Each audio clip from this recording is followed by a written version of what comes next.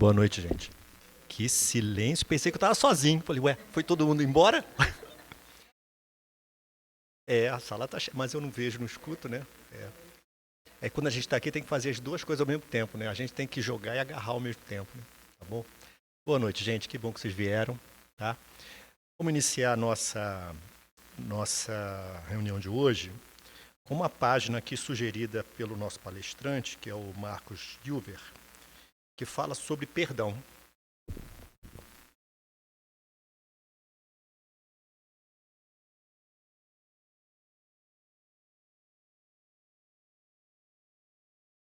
Ele falou uma coisa muito interessante. Na dúvida, fala sempre em perdão e amor. Pronto, tá sempre certo, né? Gostei da ideia. Gostei, vou.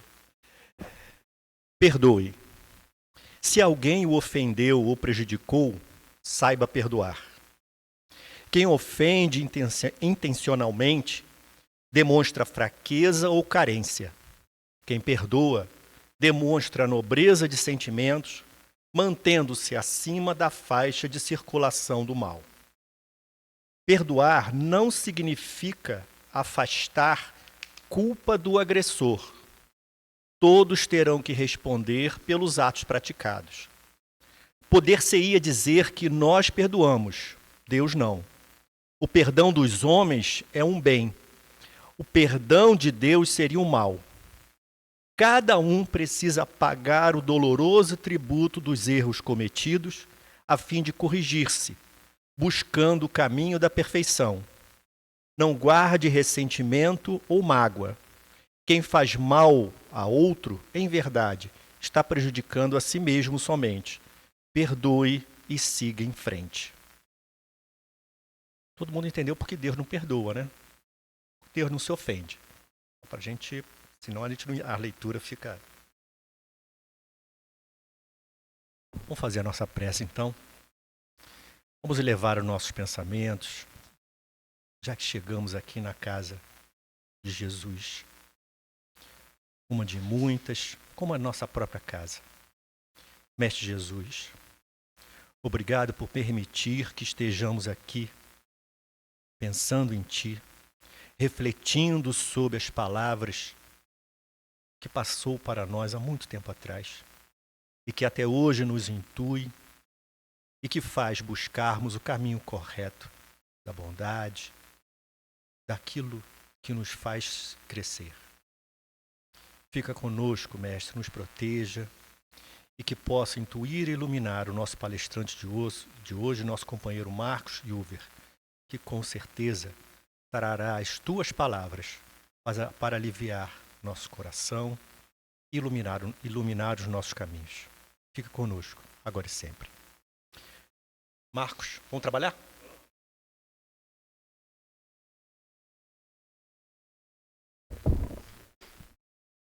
Tá bom. É só para a direita, né? Para a direita, vai avançando. Tá ok. Tá bom, então. Bom, então, boa noite a todos, né? É um prazer retornar a esta casa que aprendemos a amar e admirar também, né? E trazemos o abraço fraterno dos irmãos da casa co-irmã lá do CEAS, né? Trazendo essa atmosfera de amor, de fraternidade, principalmente para os pais, né, que estão aqui presentes pelo dia de amanhã e por aqueles que já estão no plano espiritual. Nossos pais que estão lá velando por nós de uma maneira até mais eficaz se estivesse aqui na Terra. Então, é um dia em que todos nós devemos agradecer, né, por esses espíritos que nos sustentaram na nossa caminhada, que muitos que estão aqui têm os seus pais hoje na pátria espiritual. E parabéns pelos que estão aqui, né? Por essa tarefa, por essa missão que que está sendo orientada por Jesus, né? E o tema que a gente traz hoje é do capítulo 5, lá do Evangelho. Capítulo mais longo do Evangelho segundo o Espiritismo, onde as bem-aventuranças são interpretadas à luz da doutrina espírita. E por isso, nós vamos trazer uma observação do Sermão do Monte, onde foram feitas as bem-aventuranças. Sermão do Monte, porque, segundo alguns geógrafos, né, não existe montanha na Palestina, então é Sermão do Monte. Mas ficou da montanha, tudo bem, tanto faz falar monte ou montanha. E diz, né, os grandes palestrantes, né, escritores, né, que podemos dizer que Jesus proclamou junto aos discípulos, aos 12 que lá estavam, o mais conciso e ordenado sistema de uma filosofia universal. Ali se achava tudo que a alma necessitava saber a respeito de Deus e da vida cotidiana, tanto naquela época como nas vindouras. Por isso o capítulo 5 é um livro atual, verdadeiro, né, que traz situações que nós vivenciamos.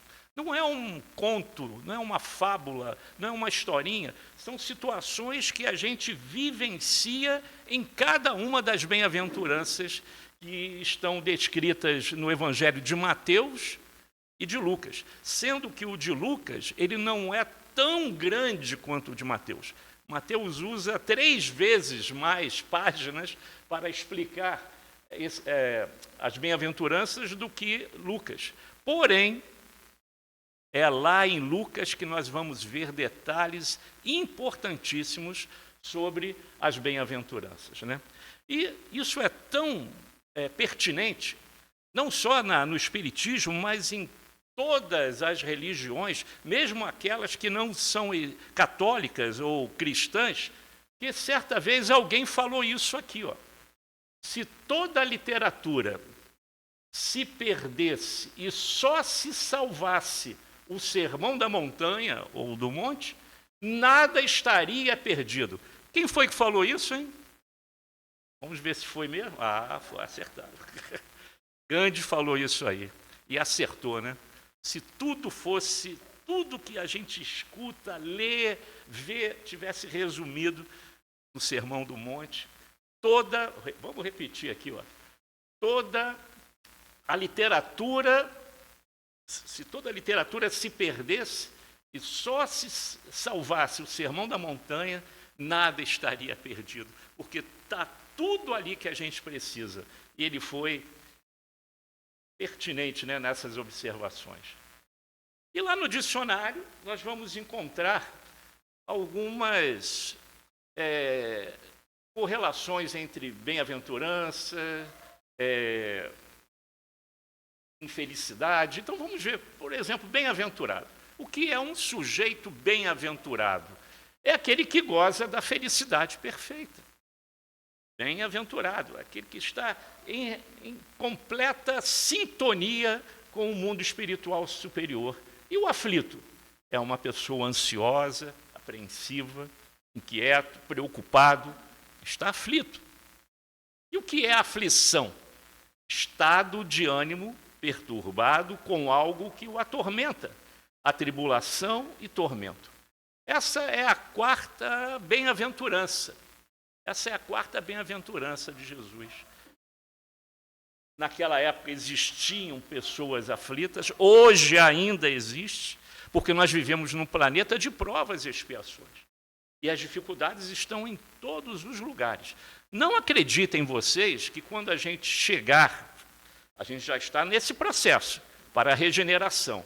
Mas chegando em regeneração, os problemas vão acabar, as dificuldades vão acabar, serão amenizadas. Serão amenizadas. O mal vai continuar? Sim, mas não o mal que a gente vê hoje nas mídias, nas reportagens, aquele mal matematicamente calculado para prejudicar, matar alguém. Não, esse mal não vai acontecer. Eu costumo dizer sempre, num ambiente como esse, que todos nós que estamos aqui ainda fazemos o mal, mas por ignorância, não por prazer. Esse estágio a gente já venceu, mas por ignorância a gente ainda faz. Por uma palavra mal colocada, um gesto impensado, um pensamento inadvertido que atinge o nosso irmão e fere como uma faca. Então a gente ainda faz o mal, mas por ignorância. Conforme a gente vai estudando, aprendendo, evoluindo, sabendo as consequências da lei de ação e reação, a gente vai botando o pé no freio. Por isso que muitos que já passaram por aqui já disseram a vocês que esta é a nossa melhor encarnação. E é assim, porque hoje nós já repensamos em coisas que fizemos nessa mesma encarnação, não é só na passada, não. Coisas erradas que fizemos nessa, quando em outras oportunidades, em outras vidas pretéritas, a gente não estava nem para ir. Chutava o balde literalmente. A ele que se vire, o problema é dele. Hoje a nossa consciência já, aos pouquinhos, está mudando. Então, algo está acontecendo dentro da gente. Algo já de bom já está acontecendo. Bom, Lacordaire, também lá no Evangelho, em Harvard, em 1863, ele diz isso aqui.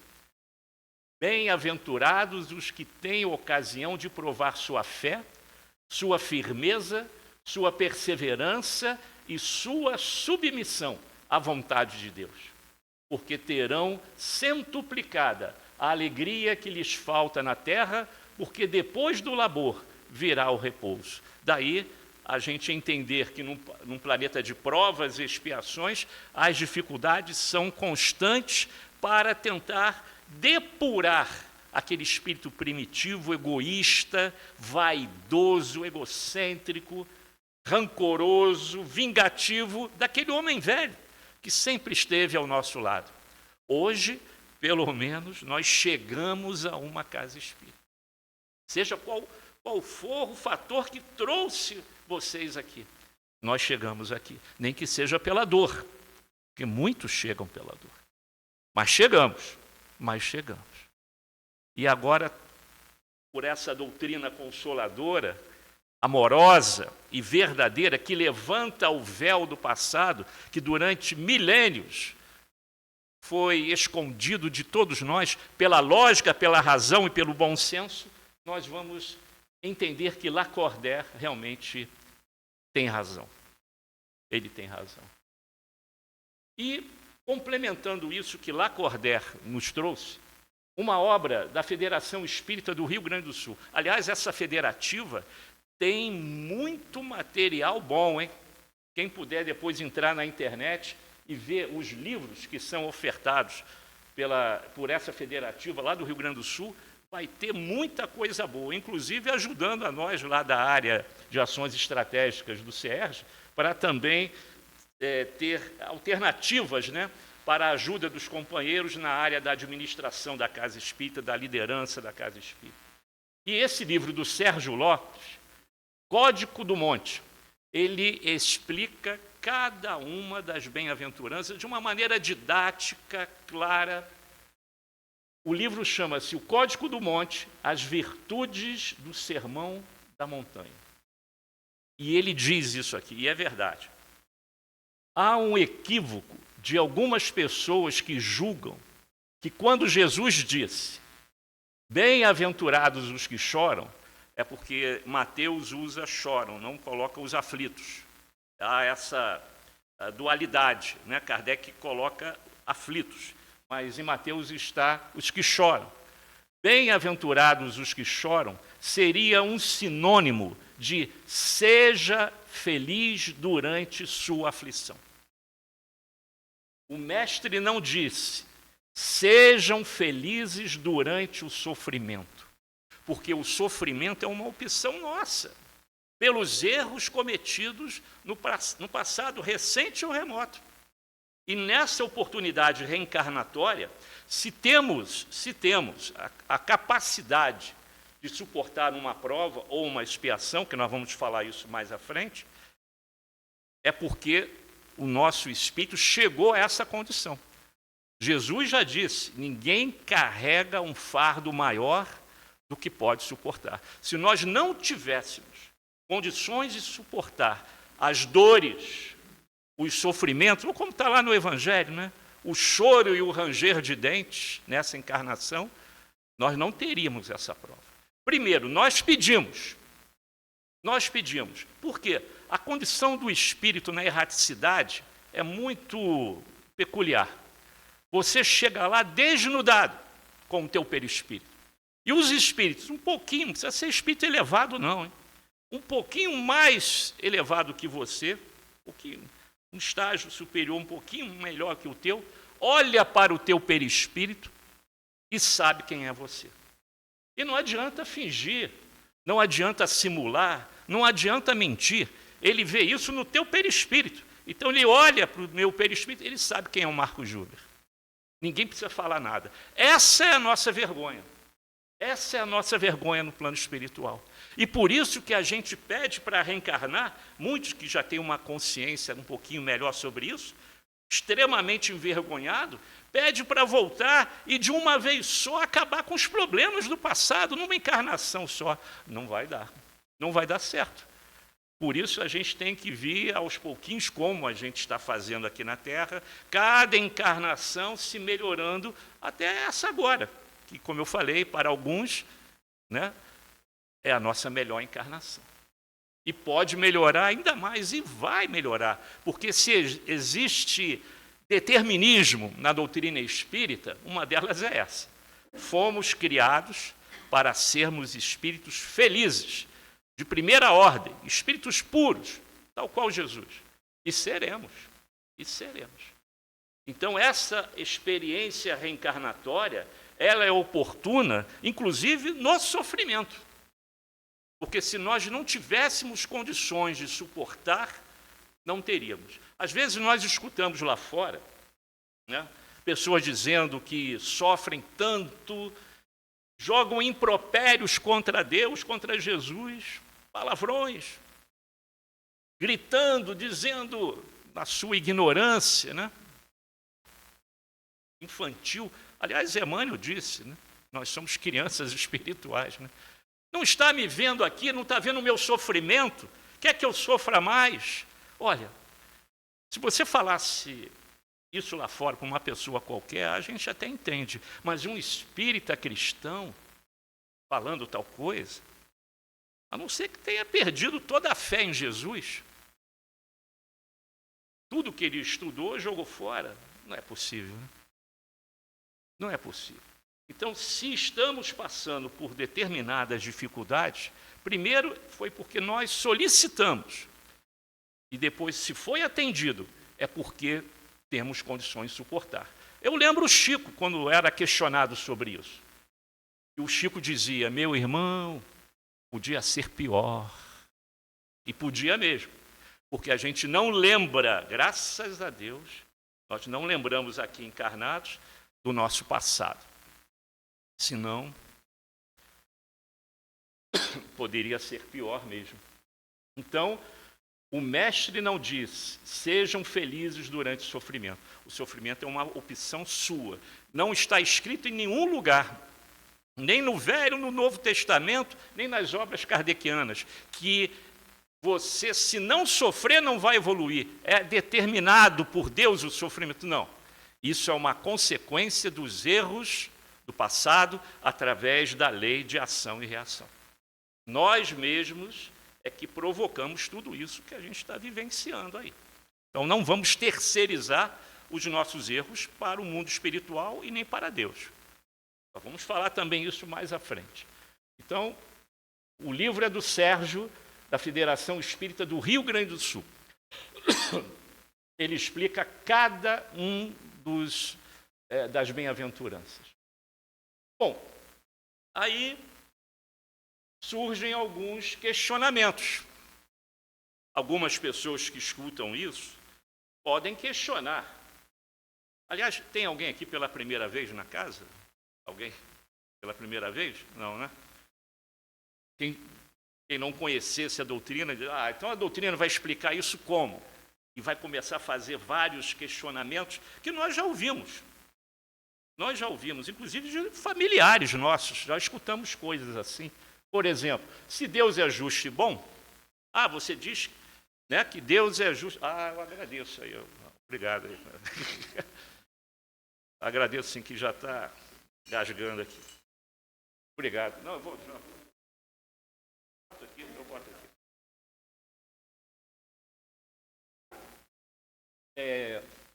Se o teu Deus, ainda falam assim, o meu Deus, né? Se o teu Deus é justo e bom, me explica por que sofrem uns mais do que os outros. Porque um só vive em sofrimento, em dor, e o outro na alegria, na felicidade, né? Tá bom, então me explica também o seguinte, por que uns nascem na miséria e outros na riqueza, sem coisa alguma haverem feito que justifique essas posições? E o problema da doença, um filho, os antigos, lá, os hebreus, né, da época de Moisés, falavam que isso era erro dos pais, né? Pecado dos pais. E os filhos herdavam os pecados dos pais. Outra, porque uns nada conseguem, ao passo que a outros tudo parece sorrir. Para uns dá tudo certo, outros demora a chegar até um estágio. Quando chega lá, cai, tem que começar tudo de novo. Porque uns são facilitados nessa façanha e outros não? Perguntas que nós ouvimos muito. E tem essa também aqui, que a gente pode refletir no seguinte: o que menos se compreende é que os bens e os males sejam tão desigualmente repartidos. O Brasil é um país que se caracteriza pela má divisão de renda. 5% da população economicamente ativa do Brasil detém 85% dos meios de pagamentos no nosso país. Não é uma linguagem de economista, não, é uma realidade. Tá? 5% detém 85% da riqueza do país. Temos um probleminha aí, né, pessoal? Já não é de agora, vem lá muito tempo atrás. Então, por que então os bens e os males são tão desigualmente repartidos entre o vício e a virtude, e que os homens virtuosos sofram ao lado dos maus que prosperam? Bom, existe a justiça do homem e a justiça divina. Você pode até escapar da justiça do homem, mas da justiça divina não. E para responder isso aqui, os porquês que aparecem sempre, tem uma palavrinha-chave na doutrina espírita que chama-se reencarnação.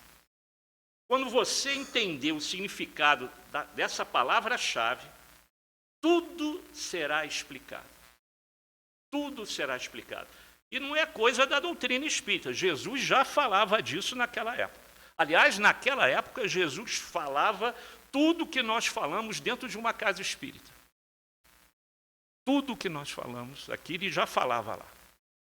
É claro que foi passando o tempo, suas palavras foram mutiladas, deturpadas, mas há 166 anos atrás chegou o Livro dos Espíritos, levantando o véu da verdade. E tudo aquilo que Jesus nos deixou, hoje está sendo resgatado à luz da doutrina espírita. E todos fazem esses questionamentos. E eu trago aqui uma personalidade a mim muito próxima. Desde que eu comecei a dar os primeiros passos da nossa casa espírita, lá do Rio de Janeiro, na casa espírita Eurípides Barçanufo. É ele mesmo. Eurípides se questionava com as bem-aventuranças, em especial essa que a gente está estudando aqui. Eurípides não entendia na comunidade católica, ele era coroinha da Igreja da Matriz, que ainda existe hoje lá em Sacramento, e ele questionava com os padres, com os amigos intelectuais lá do colégio que depois se transformou no Colégio Allan Kardec, perguntando lá aos padres, os irmãos lá católicos, por que um infeliz, um sofredor, seria bem-aventurado?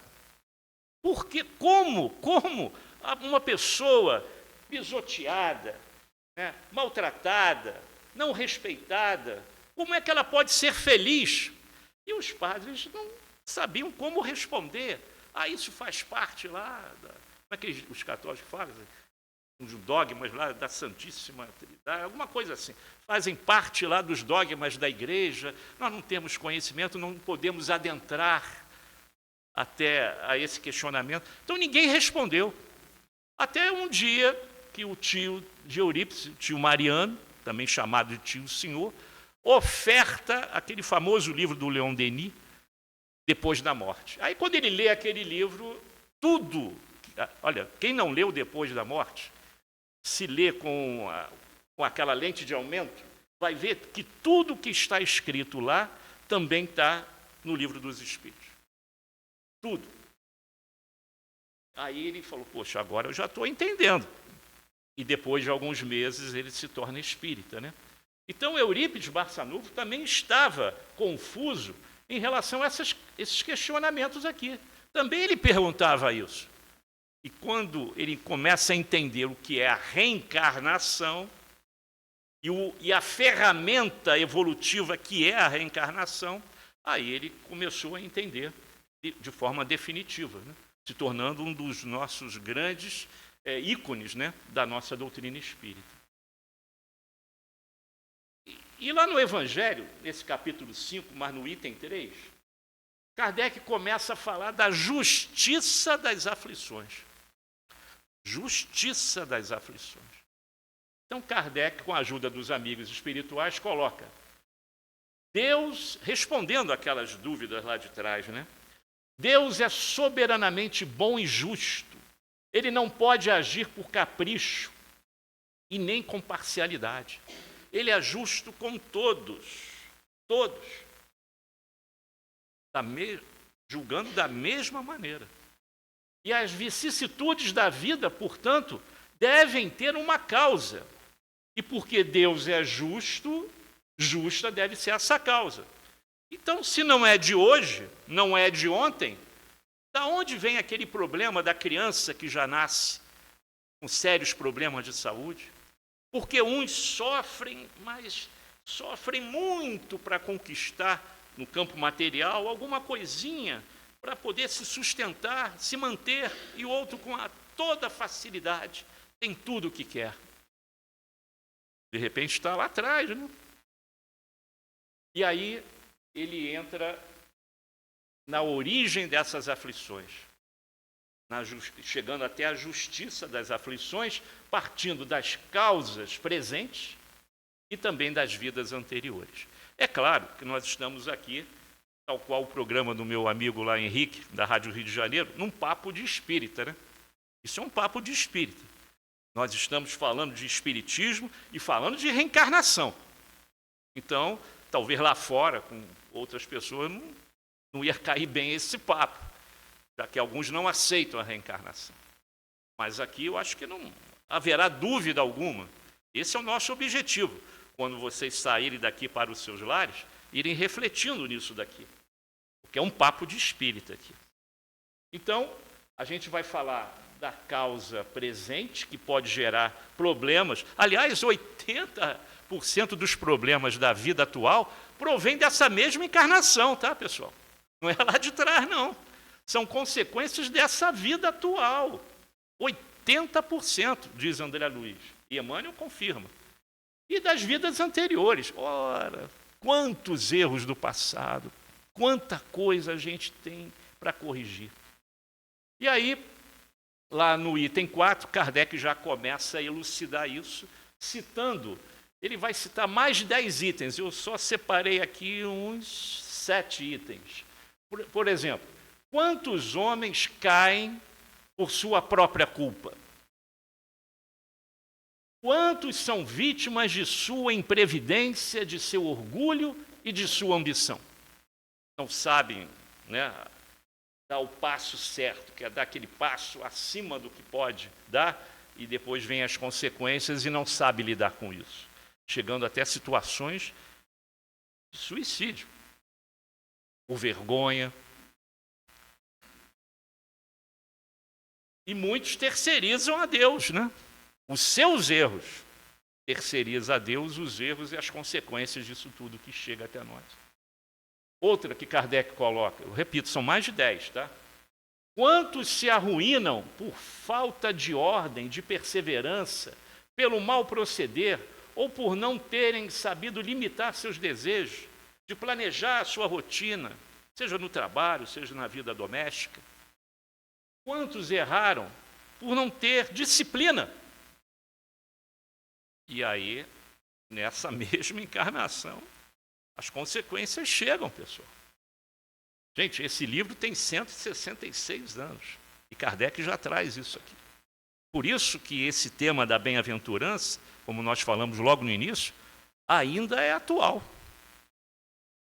Quantas uniões infelizes, porque resultaram de um cálculo de interesse ou de vaidade e nas quais o coração não tomou parte alguma. Eu tenho que relatar um caso que aconteceu na minha família, irmão de um cunhado nosso. Se você for ver, quer dizer, eu não tive coragem de participar da cerimônia de casamento, porque o casamento, se vocês fossem ver o contrato, eu falei contrato, o contrato do casamento era mais semelhante a um contrato comercial. Eu vi isso, pessoal. Amor ali, eu fico até meio chateado de falar isso, porque dentro da nossa família, né? Mas eram pessoas que viviam num mundo extremamente material, da busca do ter, né? E não conheciam as verdades da vida espiritual. Um contrato comercial de casamento, pessoal.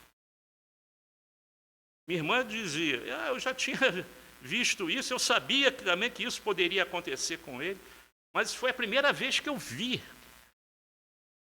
É uma pena, gente. É uma pena. Porque nós, agora, eu acabei de falar da comemoração do Dia dos Pais, da nossa união familiar, né? Tem compromissos com espíritos que estão na pátria espiritual, na erraticidade, planejando a sua reencarnação dentro do nosso eixo familiar. A família não é um contrato de negócios. Me perdoe aí, por favor. Outra que Kardec coloca, quantas dissensões funestas e funestas disputas se teriam evitado com um pouco de moderação e menos de suscetibilidade, um pouco de paciência, de perdão, como a página dizia, perdoe sempre. Aquelas páginas pequenininhas que a gente distribui na porta das casas espíritas, que vem lá do grupo Mensageiros, lá do Paraná, tem frente e verso, né? Pequenininha, eles distribuem até hoje. Dificilmente você não vê ali dois verbos: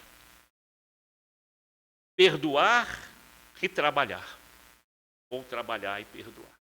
Sempre a gente vai ver perdão ali, porque é a chave de tudo. Se você continuar discutindo, replicando, a bola de neve vai crescer e todos serão feridos. Todos serão afetados. Então a gente tem que saber a hora de parar, mesmo sabendo que você está certo. Isso é difícil, muito difícil.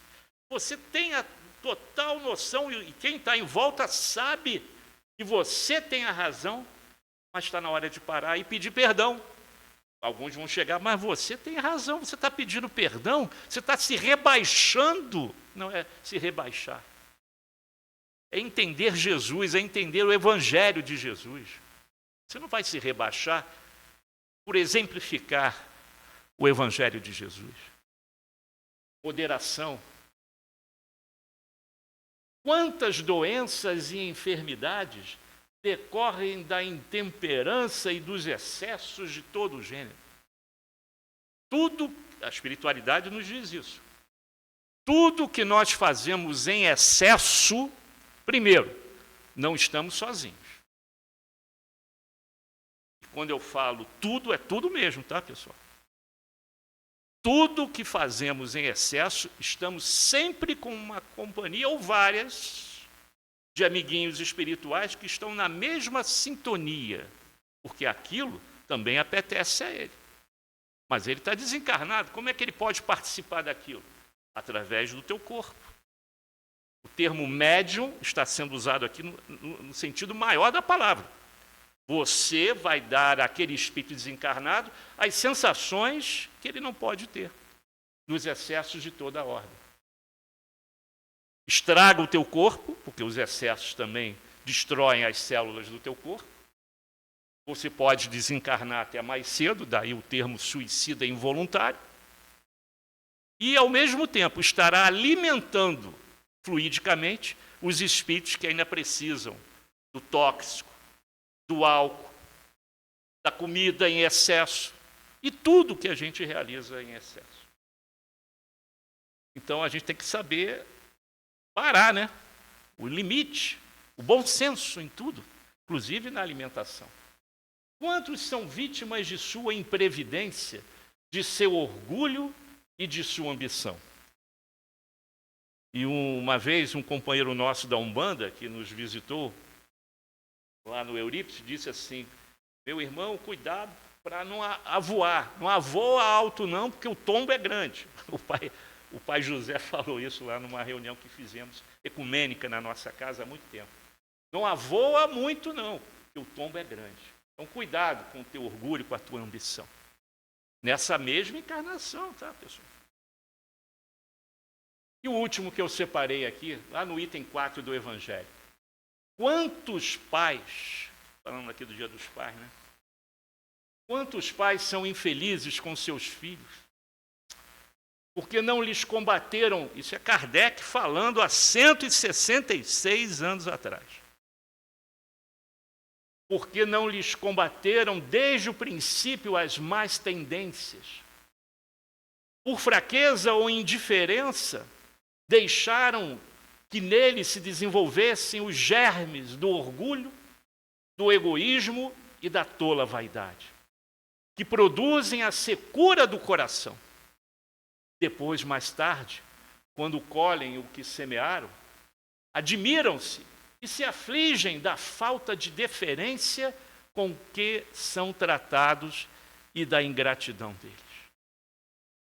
Hoje estamos num momento muito especial com a chegada desses espíritos da nova era que Kardec nos deixou lá no último capítulo da Gênese, no último capítulo do último livro, do último item, a nova era. Essa garotada já está na nossa casa, pessoal. Sejam filhos, sobrinhos, netos, afilhados, sei lá, irmãos mais novos, já estão na nossa casa, precisando beber da verdade. Daí a importância do culto do Evangelho no lar, para levar esse ambiente de amor, de fraternidade, que gostaríamos que todos estivessem aqui conosco, mas não é bem assim que funciona, né? Queríamos que todos estivessem aqui, mas podemos levar para o nosso culto do lar um pouquinho dessa vibração de amor que reina nesta casa, distribuindo com eles o Evangelho, porque eles vão precisar do Evangelho. São espíritos inteligentes, muito inteligentes, mas se não tiver a baliza do Evangelho, eles poderão cair em armadilhas. Daí a responsabilidade dos pais. Por isso que é uma tarefa difícil. Educar nunca foi fácil. É difícil, sim, mas nunca estamos sozinhos também, né? Na arte de educar e evangelizar os nossos filhos. Senão, Kardec já diz aqui que pode acontecer. Bom, e ele finaliza assim, finalizando quase, não, ainda tem uns 15 minutinhos, ainda tem mais coisa, mas nesse capítulo 4 ele diz assim: a quem então há de o homem responsabilizar por todas essas aflições, senão a si mesmos? Não podemos e nem devemos terceirizar, repito isso aqui, para os amigos espirituais, para Deus, para Jesus, os problemas que nós próprios provocamos. Somos nós os motivos dessas aflições. E a gente está analisando isso aqui na ótica do espírito imortal que nós somos, pela ferramenta da reencarnação. O homem, pois, em grande número de casos, é o causador de seus próprios infortúnios. Mas, em vez de reconhecê-lo, acha mais simples, menos humilhante para a sua vaidade, acusar a sorte. E nós sabemos que a sorte e o azar não existem, né? O acaso não existe. Aí eu repito aquela historinha que eu já contei aqui lá no Rio de Janeiro, em São Cristóvão, parei no sinal, Eu já contei isso aqui, mas tem gente que está aqui pela primeira vez. Eu vou repetir. Parei no sinal o carro e a senhora atrás de mim postou do lado. Ah, eu também sou espírita, que eu tinha um adesivo lá do Leon Denis, né? Só não sei quem é Leia. Poxa, Leia? É porque estava assim, o acaso não existe, leia Kardec.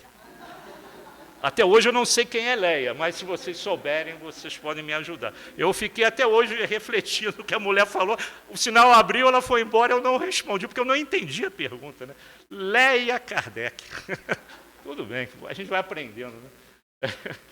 Então, para muitos, então, acha mais simples, dentro da sua vaidade, do seu orgulho, terceirizar para Deus, né? Ir contra a providência divina. A má fortuna, a roda da sorte não me favoreceu. Ao passo que a má estrela é apenas a sua incúria. E olha, muitas vezes, que vocês chamam que eu poderia ter sorte, poderia ser diferente, poderia ganhar na loteria. Alguém aqui já ganhou na loteria esportiva, algum jogo desse aí? Não, né? Graças a Deus. Porque a vida de vocês seria um inferno. Recentemente eu li uma reportagem, recentemente não, eu acho que foi a revista Veja, fez uma reportagem com os 10 grandes ganhadores da loteria esportiva, daquela época da zebrinha, lembra da zebrinha? 10 grandes ganhadores. 2 ainda estavam encarnados, numa vida complicada. Perderam tudo. E os outros 8 ou 7 morreram de uma forma desagradável, se não for violenta, dentro do próprio eixo familiar, por causa da inveja, do orgulho, entre os membros da família. Graças a Deus vocês não ganharam nada. Que continue assim, porque dizem que a primeira coisa a fazer é cair fora da casa espírita, né? Aí não precisa mais da casa espírita. Nunca mais vão voltar aqui. Ainda bem. Bom, e lá na Revista Espírita, de 1863, Kardec levanta essa pérola aqui. Ó. Por vezes, a falta não se acha nesta vida. Como eu falei, 80% tem chance de ser aqui, né? Mas outros 20%, 15%, talvez não. Então, acusa-se a justiça de Deus. Nega-se a sua bondade, duvida-se até da sua existência, porque não acredita na imortalidade do espírito e não acredita naquela palavrinha chamada reencarnação. Aí está a prova mais escabrosa, a dúvida sobre a divindade, sobre Deus. Ele existe mesmo? Quem quer que admita um Deus soberanamente justo e bom, deve dizer que só agirá com sabedoria, mesmo naquilo que não compreendamos. E é verdade, hein? Tem coisas que acontecem com a gente, porque a gente não lembra do passado e não tem condições de ver lá na frente. Mas está tudo dentro daquilo que Deus programou para a gente. Tudo. E que se sofremos uma pena é porque o merecemos. É, pois, uma expiação. Então, pela reencarnação, o Espiritismo levanta completamente o véu sobre o qual esta questão deixava obscuridade. Refletindo de forma lógica e racional, como é a nossa doutrina, nós vamos chegar a essa conclusão. E Kardec escreve isso na Revista Espírita. Aquele que hoje sofre está expiando o seu passado. São provas que nós mesmos escolhemos como espíritos imortais antes de encarnar, como nós já falamos, para expiação das faltas cometidas em outras existências. Aí vem aquela dúvida que eu falei que ia replicar aqui mais à frente, né? Logo após esse slide.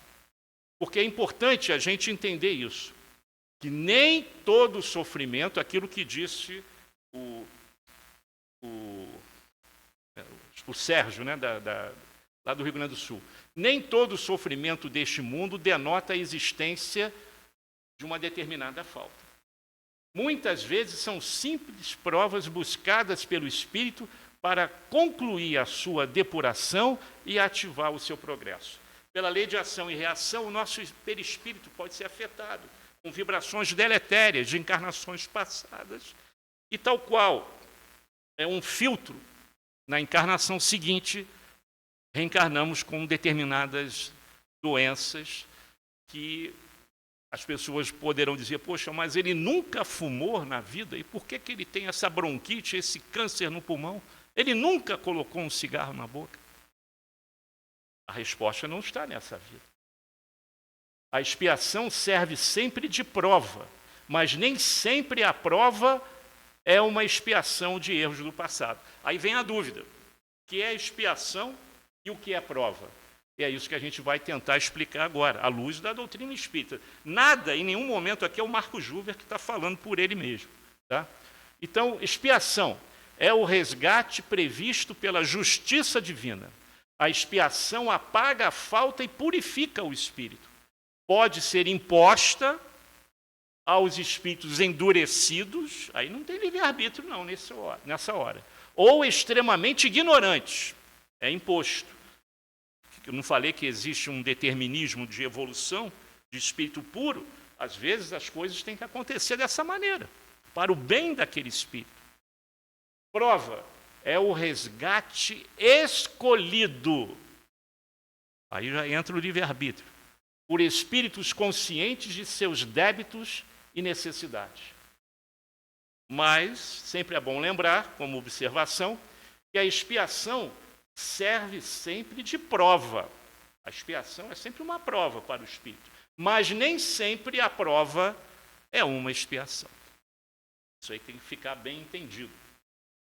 E aí eu trouxe para vocês uma historinha que muitos de vocês contam, mas eu consegui ela de uma forma desenhada, né?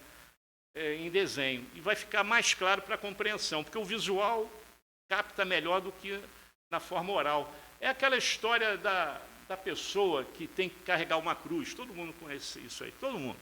Na evangelização, então, a gente conta isso toda hora. Ele tem aquela missão, como outros, de carregar a sua cruz. Está lá ele carregando junto com os outros a sua cruz. Um monte de gente carregando. Só que chega um momento que ele fala assim, Senhor, corte mais um pedacinho, assim eu poderei carregar melhor. Cortou. Está lá ele cortando, andando, sorrindo. Senhor, muito obrigado. Com aquela facilidade, né? Lei de ação e reação aí, pessoal. Aí ele vai, é o de amarelinho aqui. Está na frente de todo mundo. Está leve, né? Só que vai chegar um momento que ele vai ter que atravessar, passar por um desafio. E a cruz dele não tem a dimensão necessária para passar essa ponte aí e superar o desafio. E aí ele vai reconhecidamente reconhecer, ela é muito pequena. Quer dizer, ele tinha condições de suportar a cruz dele, tentou atenuar, isso faz parte também da sua programação reencarnatória. Pode, se você tem condições nessa encarnação de resolver algumas complicações sérias do passado, que assim se faça. Mas se você achar, não, vamos parcelar, igual Casas Bahia, né, perder de vista, a espiritualidade vai deixando, mas tem uma hora que você vai sentir a dificuldade. Repare bem, os amigos espirituais superiores, eles não dizem para você o que você tem que fazer. O que tem que fazer naquela manhã, naquele dia, naquela semana. Eles não falam. É decisão sua. Eles respeitam o seu livre-arbítrio. O maior que seja o erro que você vai cometer. Mas ele, pela vibração mental, pela intuição, ele vai te avisando.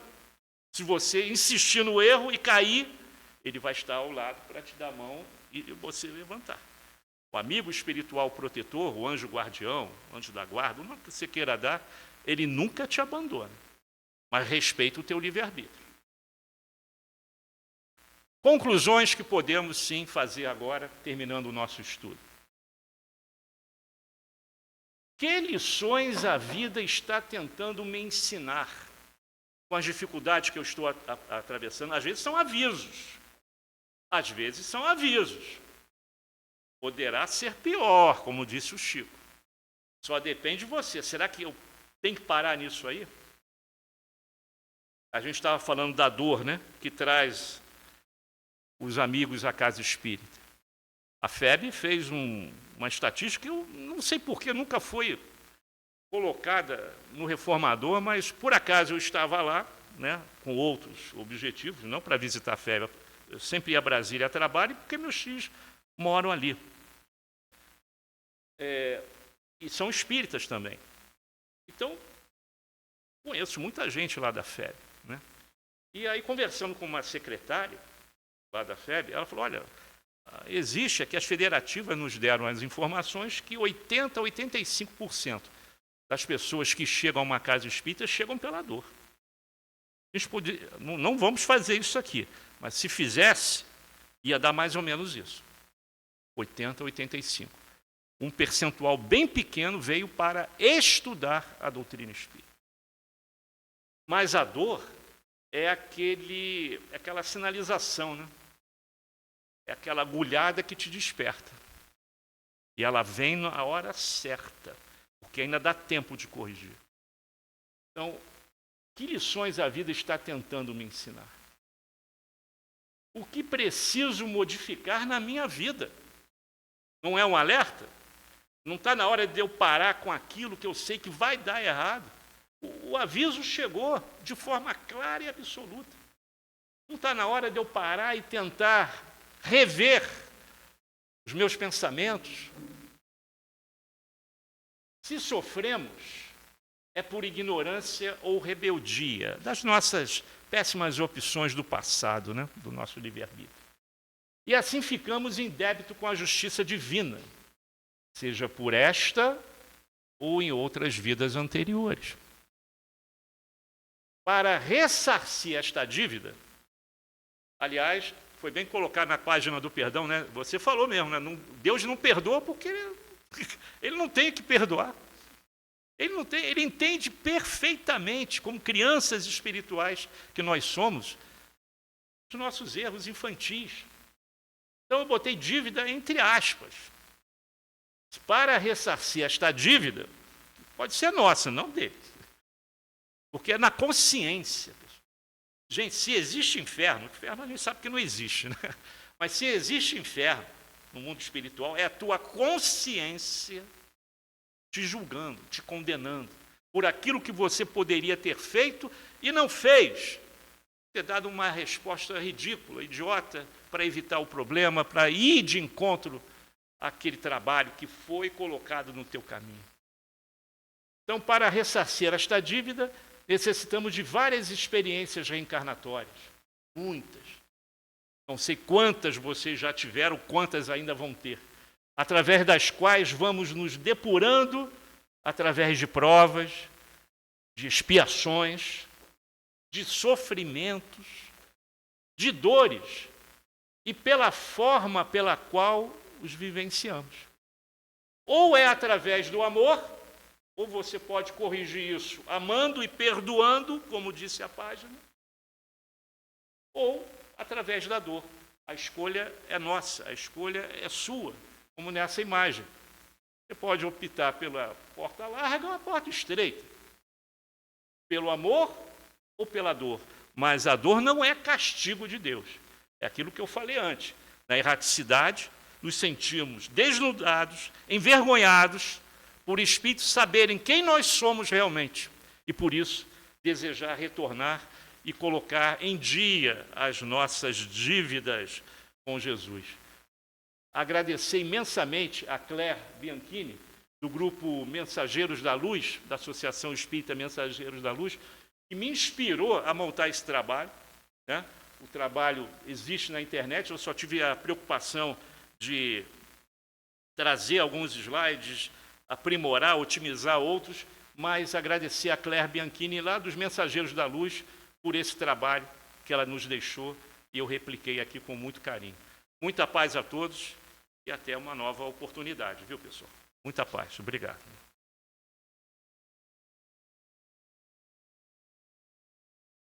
Oi. Falei contigo.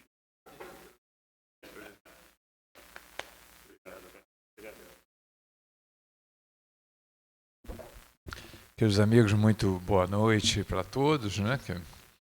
Antônio, obrigado aí por sempre me cobrir aqui, a abertura aqui, né? Muito obrigado aí por tudo.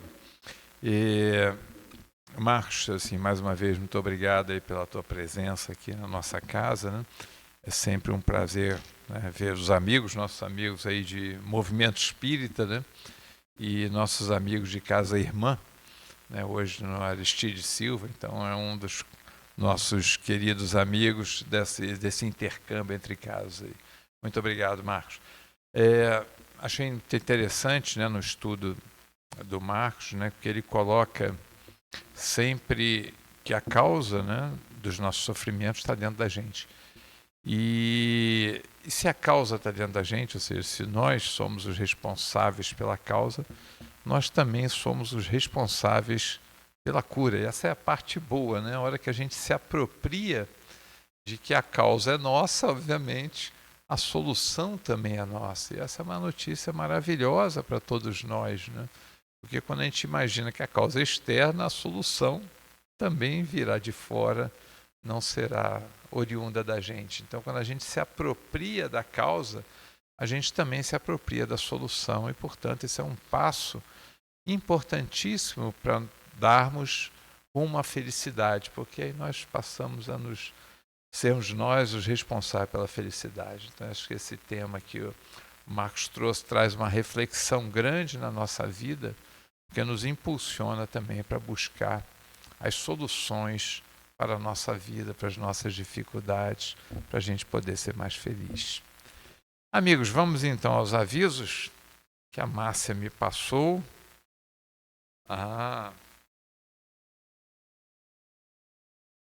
E só aviso bom aqui, Márcia. Então, primeiro aqui, nós teremos a nossa palestra comemorativa, né, na verdade, 39 anos aí da Casa Espírita, né? Estão fazendo 39 anos, para falar a verdade, no dia 28 de agosto. E estaremos comemorando no dia 26 de agosto, que é um sábado, né? 26 de agosto, às 19 horas. Então, você é nosso convidado, nós vamos fazer ali um trabalho diferente, palestras diferentes, né? Várias pessoas fazendo um estudo, então tenho certeza que vocês vão gostar. Então, por favor, venham, é a nossa festa de aniversário. Festa de aniversário a gente não pode perder, né? Então temos que vir aqui no dia 26 de agosto, às 19 horas. Depois nós temos um encontro, na verdade, né, que é o nosso Momentos com Jesus, nessa jornada de estudos espíritas do Evangelho, que a gente faz anualmente, né? E faremos também na nossa casa, portanto. Isso será no dia 17 de setembro, então é um domingo, né? As inscrições já estão abertas e esse é o motivo de eu estar exatamente passando para vocês agora, é que as inscrições vão de dia 1º ao dia 31. Então, por favor, se inscrevam nos Momentos com Jesus. Nós temos vários polos, né? Dentre eles, na nossa Casa Espírita também. São 6 polos que realizarão estudo simultaneamente, né? Estudo são 2 temas, que é a verdade, nesse diálogo com Pilatos, e bendito que vem em nome do Senhor, que é a entrada de Jesus em Jerusalém. Então não vou dar spoiler, toda hora que eu falo acabo dando uns spoiler, aí o pessoal fala, spoiler não, então não vou dar spoiler não, mas venham aqui. E o último aviso é com relação à palestra da AME, né, da Associação Médico Espírita de Teresópolis. Vão ter então o Dr. Domingos José Vaz do Cabo, né, no dia 27 de agosto, às 10 horas, né, vocês sabem, pelo Facebook da AME Teresópolis. E o tema que o Dr. Domingos vai trazer é Jesus e as bem-aventuranças. Olha as bem-aventuranças que o Marco falou aqui, ó, Jesus e as bem-aventuranças, né, o Marco trouxe uma, ele vai falar das bem-aventuranças, diretrizes para o cuidado integral. Facebook da AME Teresópolis. Acho que é só, né, Márcia? Então, dito isso, acho que ninguém nos visita pela primeira vez, porque eu acho que o Marco já perguntou isso. Então, alguém nos visita pela primeira vez? Não, né? Deixa eu olhar aqui, agora já estou olhando de frente aqui. Não, acho que eu conheço todo mundo aqui. Então tá bom, maravilha, e prazer revê-los ali. Amigos, então nós vamos encerrar, né? Vamos fazer então nossa prece de encerramento. Depois então vamos passar o trabalho de passe, né? Nosso amigo Edson aí vai estar dirigindo aí, né? Então vamos nesse momento pensar em Jesus, esse mesmo Jesus que nosso amigo Marco tanto nos trouxe. Não aquele que reclamamos, mas aquele amigo que clamamos pela presença dele em nossa vida. Ó Jesus, querido Mestre, Tu que nos conhece melhor que nós mesmos, sabe das nossas dificuldades, sabe do caminhar vacilante que ainda temos, apesar de Tu nos ter marcado no chão o caminho a seguir. Jesus querido, Tu bem sabes das dificuldades que trazemos no coração, após leituras de tantos livros, mas a prática ainda requer o esforço intransferível da nossa própria vontade. Por isso te rogamos, querido Mestre, abençoa-nos em nossa caminhada. Caminha conosco nas dificuldades, dá-nos a mão quando não conseguimos mais levantar. Só ergue-nos, querido amigo. Dá-nos a luz nas estradas escuras, diante das florestas onde não sabemos para onde ir, que Tu possas ser a nossa bússola. Diante das noites tão escuras e intermináveis, Senhor, que Tu possas acender as estrelas para iluminar nossos caminhos.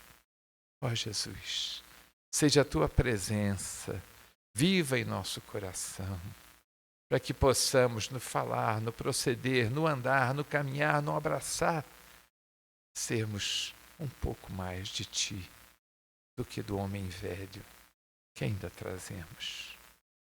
Jesus amigo, obrigado pela noite, obrigado pelo ensino, mas fazei com que o ensino se aloje em nosso coração e do coração às mãos para se tornarem mais ternas, aos pés que nos levem aos necessitados.